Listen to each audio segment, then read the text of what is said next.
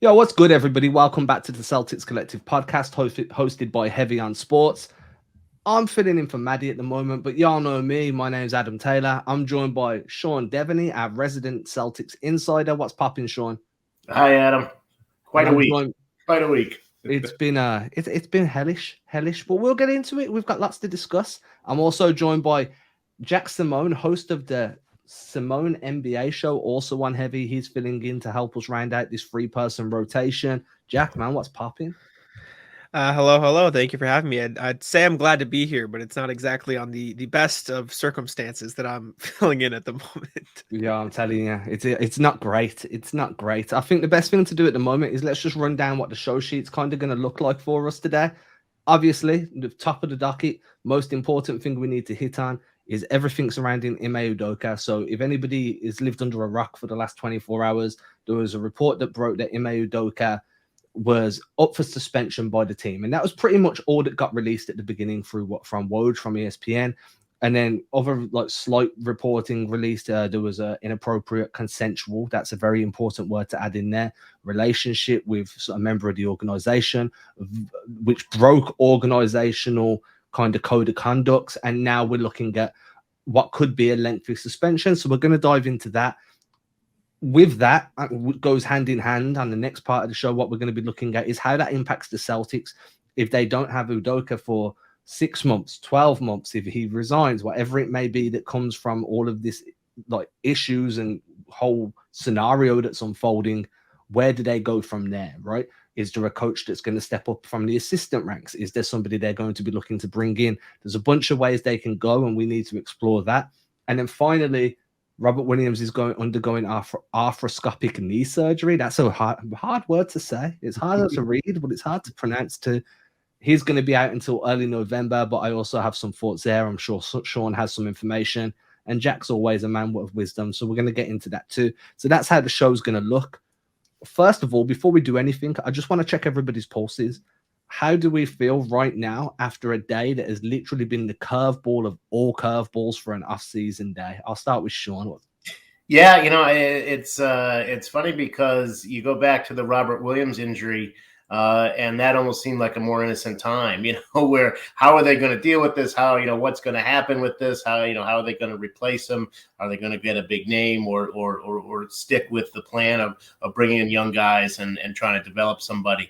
That was sort of a basketball topic that we could all wrap our minds around. Now what's going on is something much beyond that. You have no idea how this is going to affect the team. You have no idea how the team is going to respond to that. You've seen situations, not necessarily like this, obviously, but situations in the past where teams rally together, where there is sort of a bunker mentality. You've also seen situations where teams completely collapse under the pressure of something like this. So, which way this team is going to go now, that to me is the big question. Jack, where you at, man? Where's your pulse coming in at here?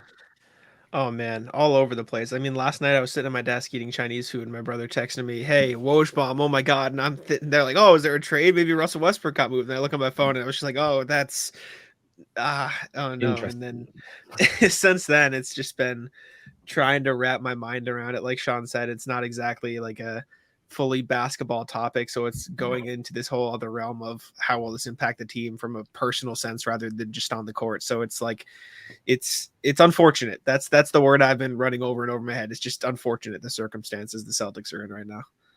I woke up at 7 a.m. UK time, 2 a.m. Boston time.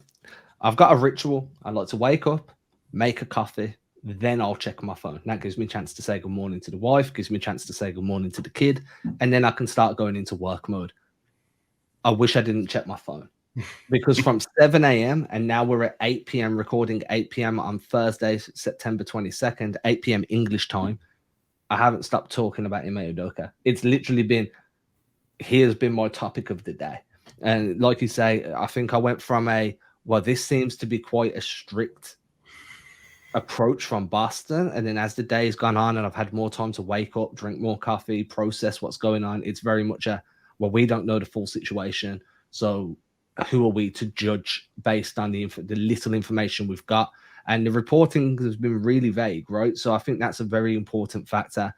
We know less now than what we would expect to know now. Like, I think coming into the day, we expected like a full story, a dossier from ESPN or The Athletic, but it's all been kept under wraps. We barely know any more than we did once the news broke. And I think that's part of the problem for the fan base. Like, from a fan perspective, you see everybody kind of pointing the fingers at the Celtics right now, saying they're overreacting. And that's just bad PR, because in retrospect, this being leaked was what caused this whole whirlwind, right? And so from a Celtic standpoint, from an organizational standpoint, Sean, I'm looking at you because you've been around organizations for so long. What must they be like? How are they going to be trying to firefight this internally? Yeah, I mean, I think that's the big thing is that first you've got to look at, okay, how did this get out? This is something, that look, transactions and all the stuff that leaks out of organizations. A lot of that's coordinated. A lot of that is it's kind of known how it's going to leak and who it's going to leak to and where it came from. But this is something much different. This is obviously personal, involves most likely multiple people within the organization, as we've heard, and that's something that you've got to have all your ducks in a row before you go out and say what's happened and say what you're going to do about it. And don't forget, as the backdrop, we've got all the Robert Sarver stuff. That's sort of in the background of this. His inappropriate jokes and inappropriate language and racist language and sexist language, the stuff that he did that wound up getting him a suspension. That's sort of in the backdrop of this, that the league has been dealing with that on a sort of a macro level. And now you've got this situation, which is obviously different, but at the same time, I think one does affect the other, at least in terms of PR and perception and how the team wants to deal with this.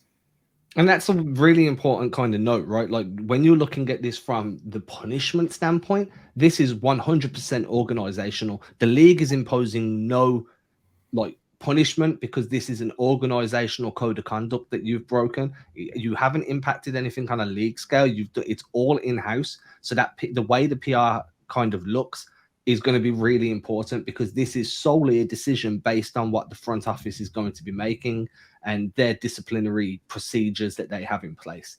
And I think that's a really important part of what leads us on to what I want from Jack, is how the fans are viewing this, because they understand this is a team implemented punishment. This is a team implemented rule book.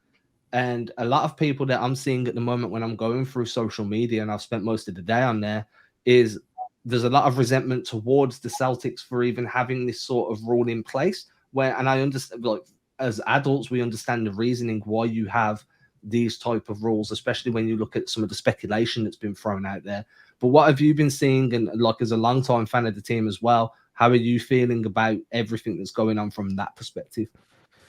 Yeah, I mean, it's a lot of, like you said, people saying the Celtics, they shouldn't be suspending him for this long. I mean, they're both adults. Obviously, it was morally wrong, but from the perspective of a team, like, what did he do wrong? Like, a year-long suspension seems too much. And like Sean mentioned, they're comparing it to the Robert Sarver situation because it's just the timeliness of the situation. But on that note, my opinion is, I don't think the fact that the Sarver suspension before he said he was selling the team and the Udoka suspension should reflect on the Celtics. I think that should reflect on the NBA. First of all, I don't think Sarver got punished nearly enough originally by the NBA. So I don't think that it should be, the Celtics should have suspended Udoka for less time, or even in theory, because we don't know actual details yet. I think it should have been, the NBA should have suspended Sarver for longer. But regardless of that, the perception right now is that Udoka is being treated unfairly. But the reality of the situation is we don't know all the details. When Woj originally reported it, he didn't even have all the details. It took almost 3 hours for Shams to come out with a new tweet saying, there was a consensual relationship between Udoka and a female member of the Celtics organization. Reports since then, like Sean mentioned, speculating that there could be multiple people involved. But my thing is, if the Celtics are willing to consider a year-long suspension at the very least, or at worst case, you hear speculation that they're trying to, hint that he should be resigning, there has to be more to the story than that, right? At the very least. And we may never know the full details, but fans reacting and saying that Udoka doesn't deserve a first, entire year suspension, I should say, is based off the details we know. And I have to imagine there's more than that to the story.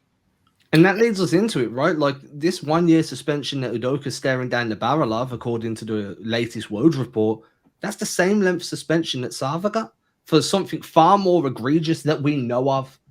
So, but don't forget that if you go to the Minnesota Timberwolves situation last year with Gerson Rosas, that he was fired. He was fired for a pretty similar, and there were other things. Obviously, performance wasn't great there in Minnesota either, even though he was still relatively new. And I think the other thing that was different was his affair, his extramarital canoodling, however you want to call it, was very public. It was like people saw it, and that was something that really fed into that. But he got fired.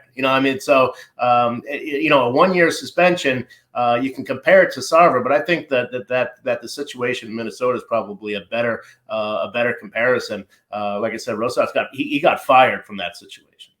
But when you look at the way it is kind of shaking out for Udoka, doesn't his position become untenable anyway? Isn't this a firing without firing situation right now? You're putting him in a position where his entire ethos around the Celtics has been built on accountability and professionalism, and now all of a sudden you haven't been professional and you didn't hold yourself accountable for your actions. This is obviously a little bit of speculation because we don't know what's going on, but now if you're suspended for a year and you come back and you try to continue implementing this culture, this ethos into your team, you're not going to be able to carry the same authority that you did last season. And is Udoka going to be willing to sit on the sidelines for a year, kind of taking his lumps that way?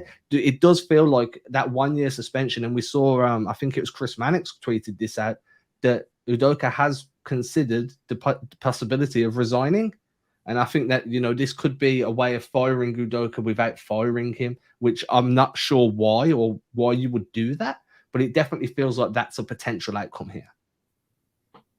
Yeah, I agree, and that I think that really the Sarver situation was similar. That the 1-year suspension was essentially for it to sink in with him that you can't go back and be the owner of this team effectively. That you're going to have to sell. Obviously, it didn't take him very long to get that message, and I think it's a similar thing with Ime Udoka that they don't want to take that step of firing. I don't know. Maybe there's some. I don't know. So I don't want to overstep what I'm saying, but there may be some legal things involved with that as well. But it is something that if you're Ime Udoka, you do have to wonder, okay, if I have a year suspension, what's at the other end of that. But I think you also have to wonder too is, okay, at the end of that suspension, can I come back into this job?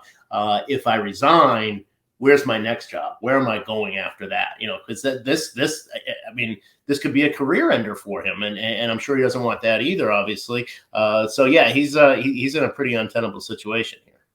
Okay, we've been quite serious for the last, I'd say, 3 or 4 minutes. So I just want to throw in a little bit of light-hearted discussion, and then we'll go back because there's still more to talk about on this Udoka situation before we move on. But a lot of people found it really funny. I'd say funny, maybe a little bit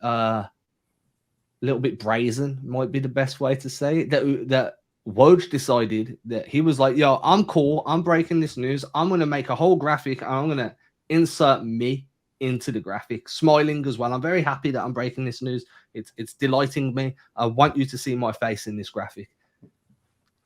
Come on, what's going on? I mean, do we really need that? I mean, I understand the breaking news graphic. You're going to share it on Instagram. It's a visual platform. You can repost it over to Twitter. But did we really need the little Woj silhouette in there too? Like, was that necessary? It's very tone deaf.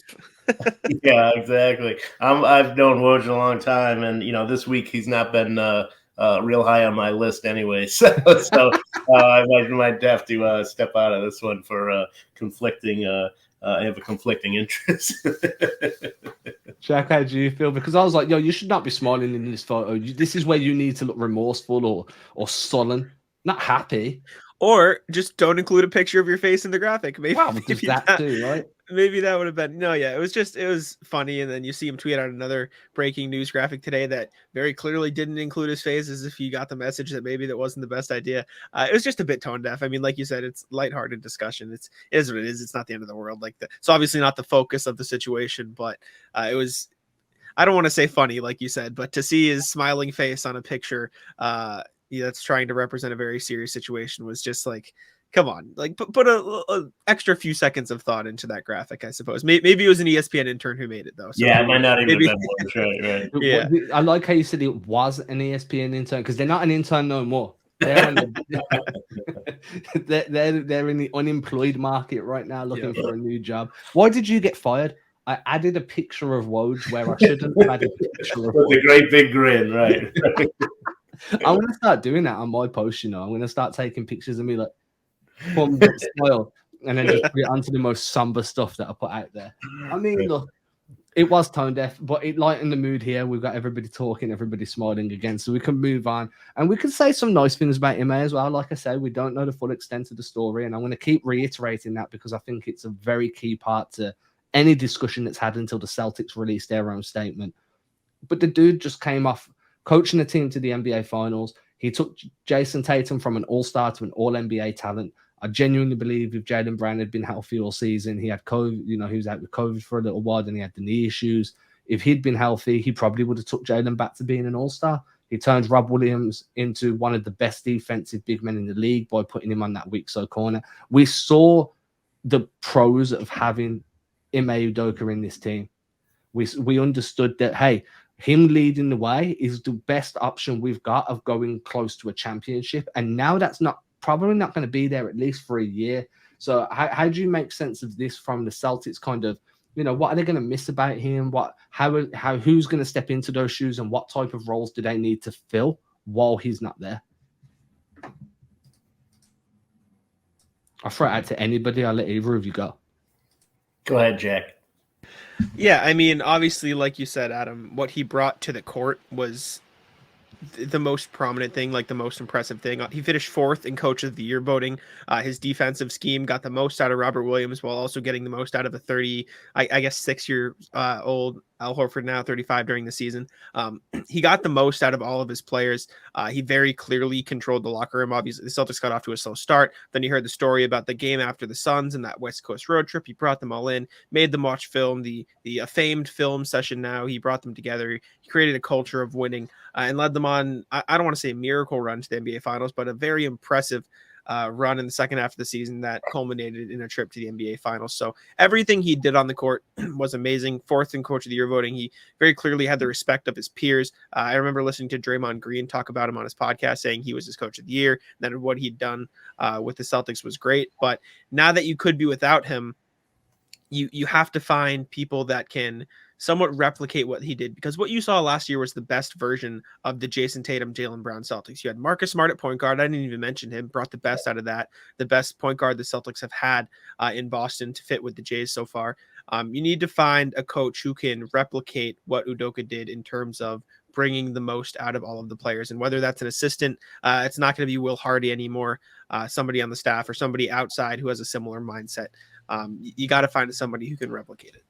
I've been trying to do this all the way through these episodes. We all know what I'm about to say right now, but I am available if you need a head coach. I'm perfectly acceptable. I'm willing to take that job and take on the duties. Jokes aside, what I want to see is Adam Taylor on a podcast criticizing Adam Taylor, the coach, the next, after the game, just ripping yourself for your decisions that you made during the game. That's what I'd 100% do that. I know you would. I think that would be some of the best content you could possibly generate. Coach rips coach. What are your thoughts on all this, Sean? Not on me being the coach. We understand that that's, I'm the people's choice right now. And Thomas, who's our producer in the background, has just pointed out something. Now, I was saving Thomas, but I'll bring it up now just as an aside. I would hire James Borrego as my head assistant, but I do think that my offensive outlook will be better. No, I'm joking, obviously. Sean, how are you feeling about all this when it comes to Udoka's coaching ability and what's going to be missing from that locker room now? Yeah, I mean, it's they aren't a staff that's packed with a lot of experience in terms of head coaches. Men talk about Joe Mazzulla, obviously. Will Hardy's not there anymore, and there isn't like a natural guy who you would move over to the front to that big chair. There is one in the front office, and that's Brad Stevens. So you got to wonder, if that's where all this winds up. Does Brad Stevens do a Pat Riley in 2000? What was that? 2010. And come out of the front office and get himself back. And he does not want to do that. From what I've been told, that is not something that, Brad is very happy to be able to spend time with his kids and not have to, constantly be in the grind of coaching. But if you're looking at where we are in the season and with a week before training camp and looking for somebody who really knows the team, who knows it better than Brad Stevens? I will say that the one name I'd like if it wasn't James Borrego, and I think this name's been thrown around a lot. If you want to keep that Spurs kind of mentality, keep that Popovich coaching tree going, somebody that's going to come in and have a similar system offensively and defensively to what Udoka likes to run, a similar mentality, the way they command the locker room, Becky Hammon could be a very good choice, having just won. She just won a championship. Sure. Yeah, she's going to walk in. And last season, I was probably the most vocal proponent of going to get Kara Lawson. I thought she would have been fantastic in terms of accountability. So there are some very talented female coaches that could potentially be willing to step in. But again, I don't think you get a Kara Lawson to give up her job coaching. Where is she now? She's at UConn, right? I thought it was Duke. I thought she was the Duke. Duke's. Is it I Duke? thought it was Might be Duke's Duke. coach. Right. Okay, well, she's at some ridiculously prestigious college. She's not going to give that up for a 1-year interim job, So, and I think this is where we are at the moment, right? Like a lot of these good coaches that could be available probably won't want just a 1-year interim because it takes that 1 year to install a framework for what you want to build off, and that's kind of what hurts the most about Udoka was there was an entire framework he had put in place. Whoever comes in next has got to do the same thing for their system, and that's where Mazzulla kind of fits in, stepping up. I know there's some issues there, but before we get to that, I just want to lighten it up again because all right, let's do it. I'm a jovial person by nature. Who saw the Enes Kanter tweet? Did anyone see it? Yeah, I saw the tweet. Okay, so Enes Kanter, for those of you that don't really reside on Twitter, which is a large portion of you, and I do not blame you at all because the place can be unbearable at times. Enes Kanter decided that, well, I'm going to kick Ime Udoka when he's down. This is the perfect time for me to take a shot because that guy got me traded and then I got waived and now I'm no longer in the league. So, and I will kind of pull up the thing here because I've got it right in front of me. I did my prep work, everybody. No need for revenge. Just sit back and wait. Those who hurt you will eventually screw up themselves. And if you're lucky, God will let you watch karma.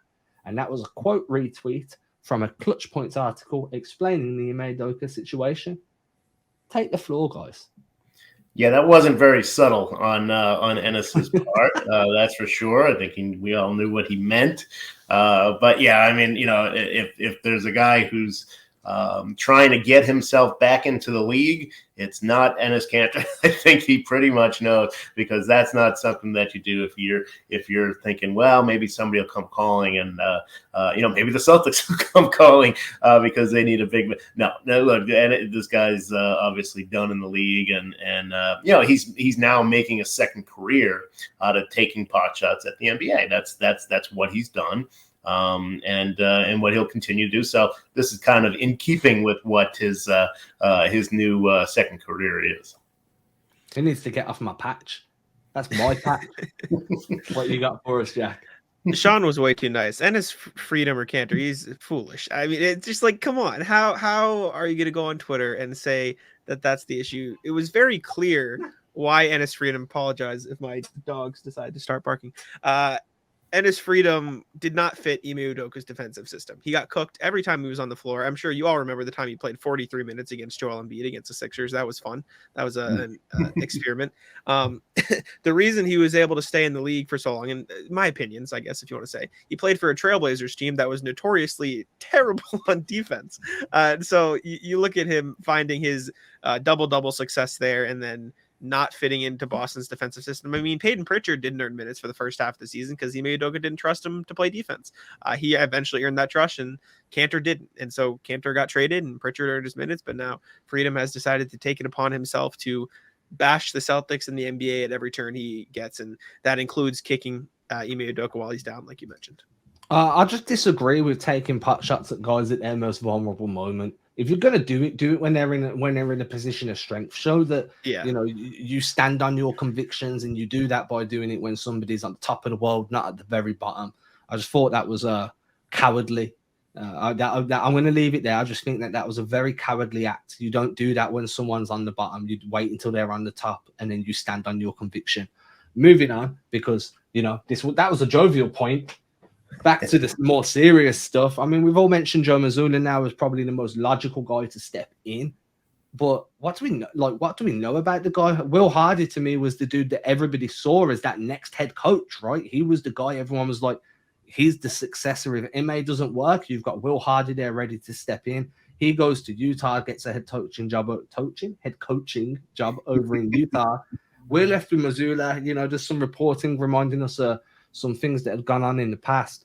How do we feel about him? As I know he's loved by the team, but a 2021 NBA Summer League run to a Summer League Finals does not mean you're ready to coach in the NBA. So where are we standing on this? Yeah, I know how you feel about Summer League, Adam. So you're going to discredit the brilliant coaching job that he did with that team. I know, but yeah, no, we don't know much about him as a coach. Obviously, he is well versed in the system. He's well versed in what Ime Udoka did. He comes from a basketball family with his father Dan as well. So he's got a pretty strong background. He has a history of trouble going back to his days at West Virginia. There were, I think, 3 arrests. One of them was for grabbing somebody in a bar. It was a domestic abuse case that was in a bar in West Virginia. And there was some other, public urination, just some embarrassing stuff. Now, he was a kid then, he was, in his, 19, 20 years old, it was 13 years ago. So, you kind of can say, all right, well, they should move on. But given the optics of all this, just given, where we are and how the Celtics are trying to move forward, this stuff is going to come up. This stuff from his past is going to come up, even though it was stuff from a long time ago. But this is going to be something that before they give the job to Joe Mazzulla, that they're going to consider as well. Can we do that? Are we going from one problem to another problem? That's going to be something that they're going to have to look at. First of all, I'm a big fan of Summer League basketball. I just think that there's a huge difference between Summer League basketball and NBA basketball. It's like saying I'm a big fan of Division 2 basketball and Division 1 basketball. There's a big difference. I agree. There's a lot to process, a lot to think about. Jack, where do you stand on Mazzulla? Yeah, I think what Sean said was hit the nail on the head. Like he's the next guy in line because he can continue what Ime Udoka did last year, which was very clearly super successful. Obviously a run to the NBA Finals, but you look at what he's done in the past. I'm a big, people can change and also people make mistakes. But like Sean said, with what just happened with Ime Udoka literally 24 hours ago, to talk about having a guy who also has a past of issues is just bad look for the Celtics. So again, like Sean said, they'll probably take it into consideration. And if it does get to the point where Ime Udoka resigns, I'll back you up, Adam. Bring on Becky Hammon. See if she'll pick up the phone. Bring on Adam. Yeah. It should be option number 2 if I say no. Because, take me first, Becky. No, I agree. I think Becky Hammon needs to be the number 1 option. Jokes aside, I think Kara Lawson could be a good option. My guy James Borrego, I think he should be an assistant coaching option because of what he can bring on the offense. Kind of like a younger, little bit less quality version of D'Antoni, but I think his methods are quite innovative in terms of the modern game. I know D'Antoni kind of orchestrated the modern game. I'm very aware his fingerprints are all over the way basketball's played these days, but I'm also very aware that his age and stuff, maybe Borrego could be the safer choice there. I saw Mannix put out that Vogel was another option as a potential assistant. Obviously, just another guy I'd throw out at him that I've just kind of heard in the ether here is Brett Brown. Another Spurs guy. Obviously with a lot of Boston connections and well liked in the Boston media. I think that would be something that would be positive for the team as well. So he's another name to consider there too. Now the question is, and I'll ask this not about the team, about the team, and then we can, the coaches are just going to have to figure it out. But with everything that's going on, we're going to operate for a moment that Udoka is gone, at least for this year. And then, it could be Brett Brown, could be Hammond, could be whoever is taking the hot seat. Are they still championship contenders? Do you still rank them as the team to beat in the East? Like, what happens here? It's a whole new system again. We saw the teething issues last year. Where are they going to sit now? How does this affect their ability to win a championship this year? Jack, I'm throwing it to you first, bro. Yeah, so I mean, before all this, I had in my metaphorical or hypothetical Eastern Conference tier list, I kind of had Boston, Milwaukee up here, and then I had Philadelphia, Miami, Brooklyn, if they can be a normal team, and I'm losing track of teams, but there was another one I had there as well. But the point is, I had Milwaukee and Boston up here. It's hard for me to say because of this one thing, Boston's going to drop an entire tier, but I do think it definitely gives an advantage to teams like Milwaukee and Philadelphia, who have had pretty good off seasons and, more importantly, relatively unproblematic off seasons. You look at Philly adding PJ Tucker, Montrezl Harrell. You look at Milwaukee getting Joe Ingles and re-signing Bobby Portis. Even teams like Atlanta stocking up. Chicago signing a couple backups. Teams have had good off seasons in the East, and the Cavaliers are the team I forgot, trading for Donovan Mitchell. Obviously, there's going to be a lot of competition in the East, and so it's not necessarily does this make them a worse basketball team, but does it cause a distraction that could give other teams a chance to overtake them? Absolutely. So it's just unfortunate timing, and I think it could affect them if it drags on into the regular season. But the Celtics have the players, and at base level, players win you championships. And as important as coaching is, they know what they need to do now to win. So I think they still have the ability to win a championship, but if it drags on to the season, it could definitely affect team morale and chemistry and that sort of stuff.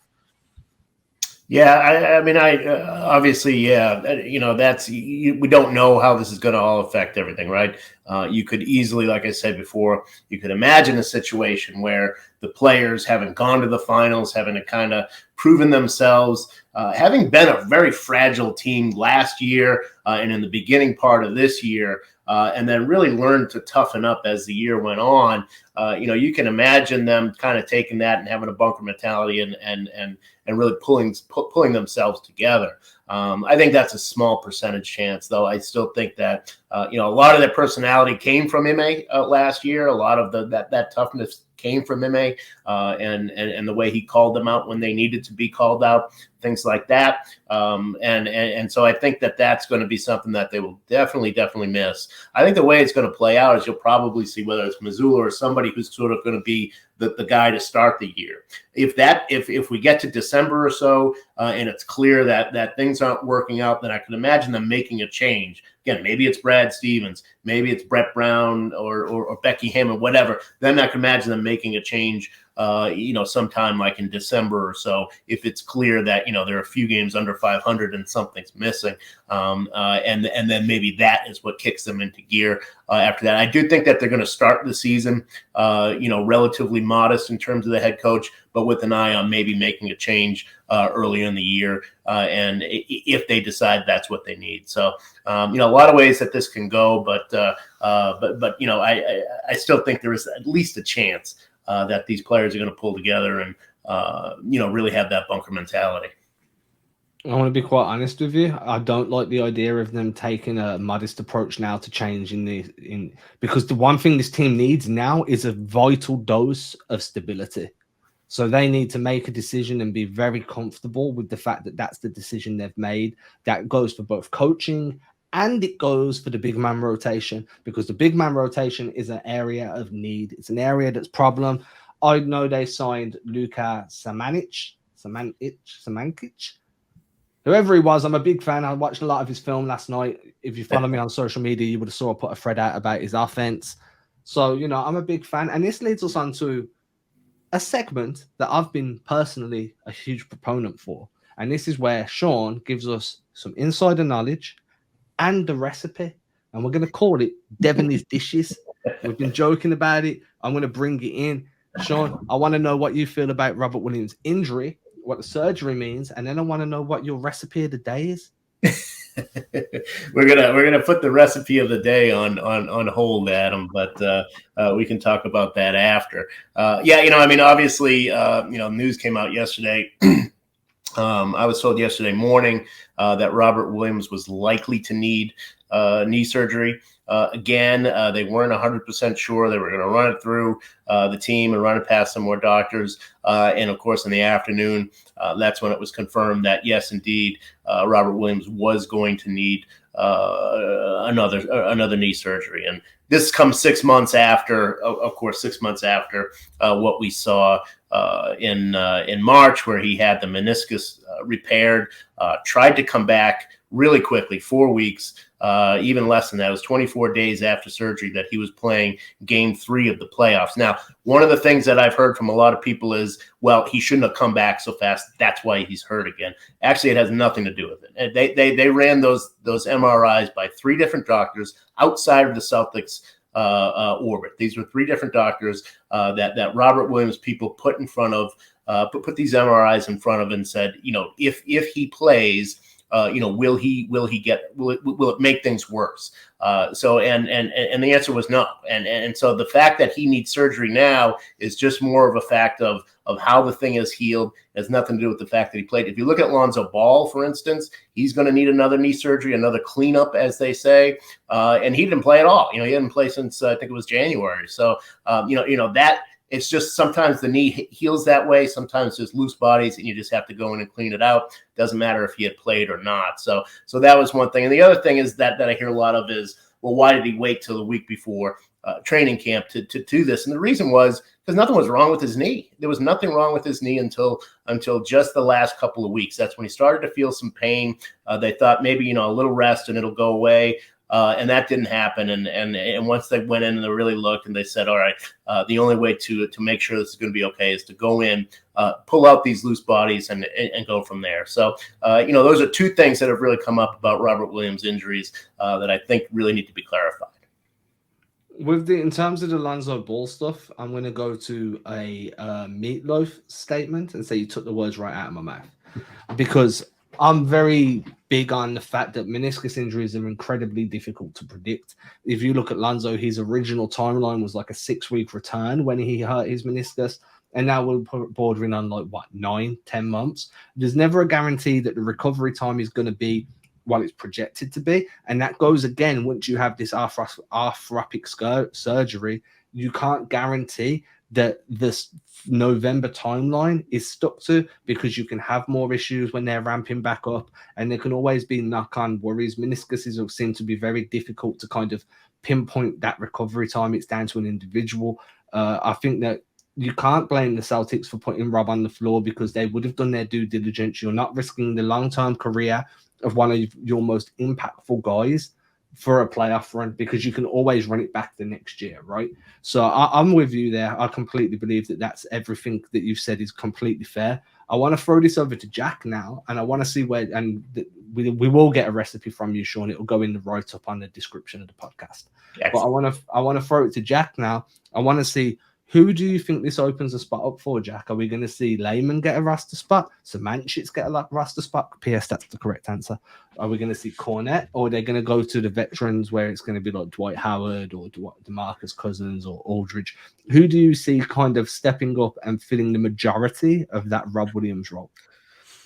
Yeah, well, I think Luke Cornette will obviously get the first crack at it, and I know some people on Twitter weren't very happy at Luke Cornette, and when Rob went down and that was the clear option, everyone kind of started saying, oh, Cornette's bad and stuff like that, and I wrote about it, and I know you wrote about Cornette earlier this summer, and it's not the end of the world, especially considering like the 4 to 6 week timeline has him missing 2 weeks of the regular season at most. Obviously, knock on wood for a healthy recovery. But as far as training camp guys that I personally think the Celtics should bring in, I think Samanic is a great option. I know you did your deep offensive dive.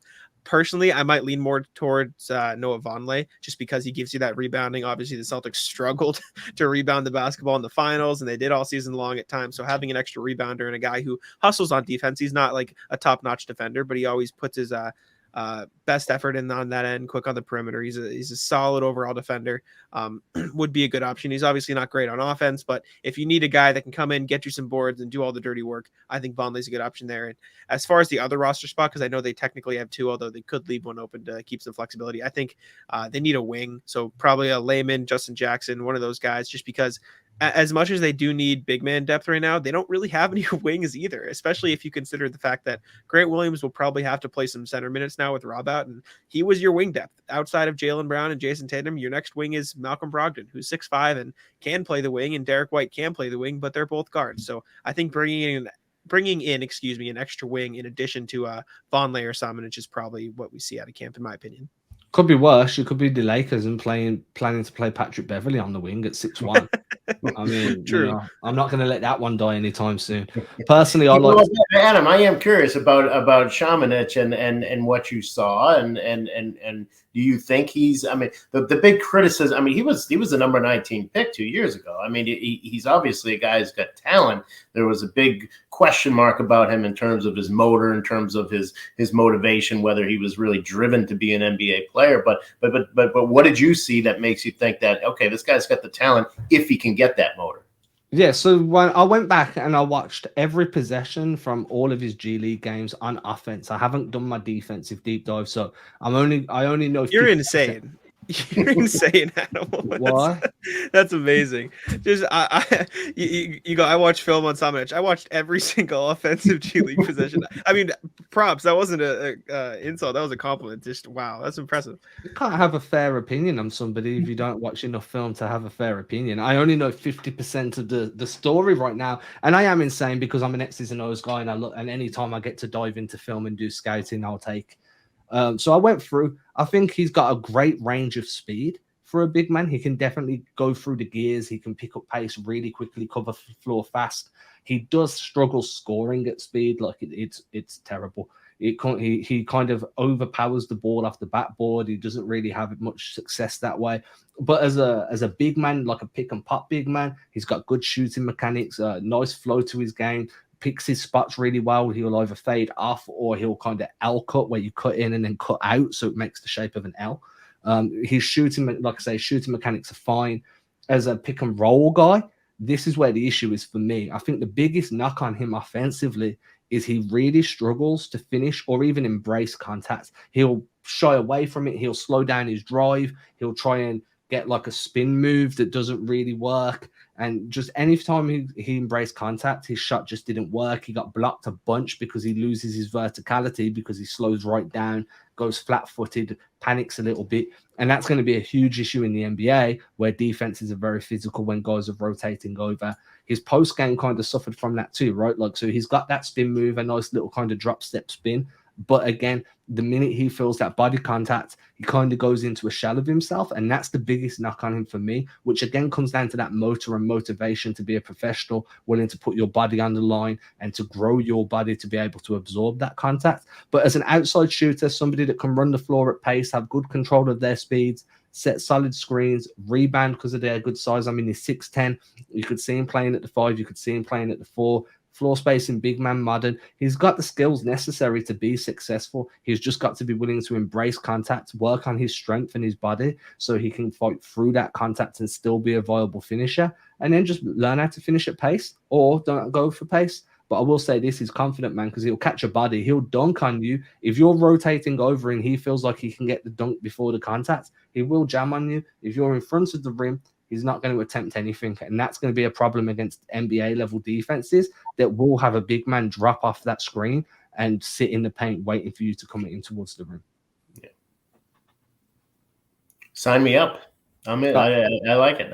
I could see them maybe moving Kevin Gilly over to a standard contract and making Samanic their two-way. And I think that fits well because the biggest knock on him is the lack of ability to play through contact. And I think he's not ready for the NBA yet. But I think he's definitely got all the skills necessary to be a valuable rotational stretch four in this league if he can just embrace the professionalism needed to develop your body in a way that will make you that type of valuable player. With that, we've said everything we need to say. I've got nothing else I want to say. Jack, have you got anything else you want to say? I don't think so. I think you covered it all.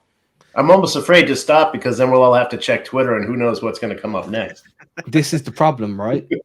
Let's just carry on. We'll just think of something else. No, I'm only joking. Guys, if you've enjoyed what Jack's had to say, make sure you go check out the heavy.com's Simone NBA show where Jack talks NBA, and it's called the Simone NBA show because his surname is Simone.